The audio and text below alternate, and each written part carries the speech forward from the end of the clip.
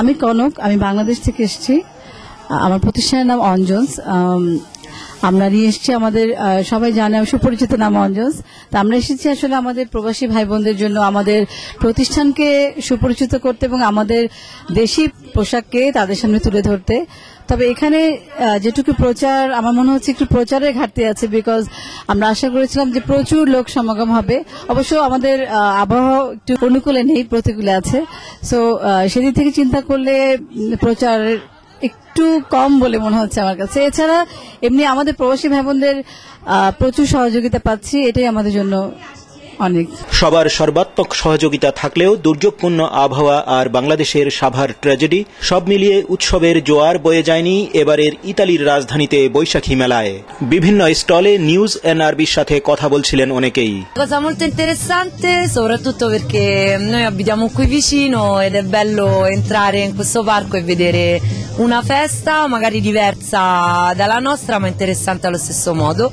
E sono un po' curiosa di sapere la ricorrenza e come si festeggia questa festa, il Capodanno. It's a very interesting event because I lived just close to this place and it's nice to see another culture and a different way to celebrate something. এখানে আমরা বিভিন্ন ধরনের খাবার আমরা উপস্থাপন করে থাকি।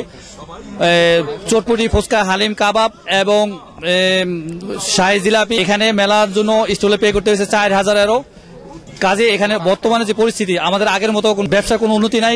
তারপরও আমাদের এখানে বাঙালি সমাজের কাছে আমরা আসতে হয়। আমাদের অনেক কাস্টমার আছে, আমাদের মেলাতে স্টল আমাদের খাবার খুঁজতে থাকে, এই জন্য আমরা মেলায় আসি। আমাদের মেলা এখানে অনেক আইটেম আছে, যেমন আছে কাবাব, চটপটি, ফুচকা, শাহী হালিম, মোগলাই, তারপরে জিলাপি, সিঙ্গারা, পেঁয়াজু, আরো অনেক কিছু, ফুচকা।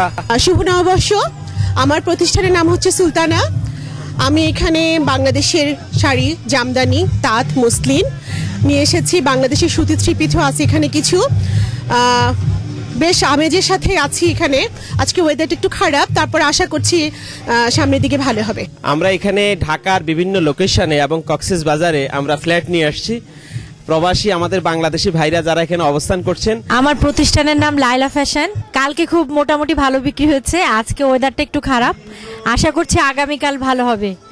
তবে আমরা এই মেলাতে আসলে খুশি, অনেক লোক হয়েছে, অনেক আনন্দ হয়েছে, তারপরে প্রোগ্রামও খুব ভালো হচ্ছে। বৈশাখী মেলার এবারের অন্যতম আকর্ষণ পিস ম্যারিনার স্টলে জনপ্রিয় চিত্রনায়ক ইলিয়াস কাঞ্চন। অনেক সাড়া পেয়েছে এবং আমি যেটি বলেছি, আমি এখানেও বলতে চাই যে আমি এখানে এসেছি তাই বলে আমাকে দেখে এর সঙ্গে সম্পৃক্ত হতে হবে এমন কোনো কথা না।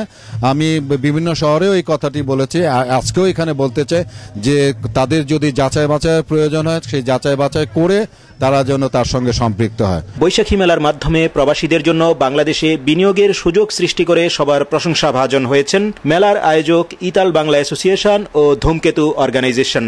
Mainul Islam Nasim, news NRB, Rome, Italy.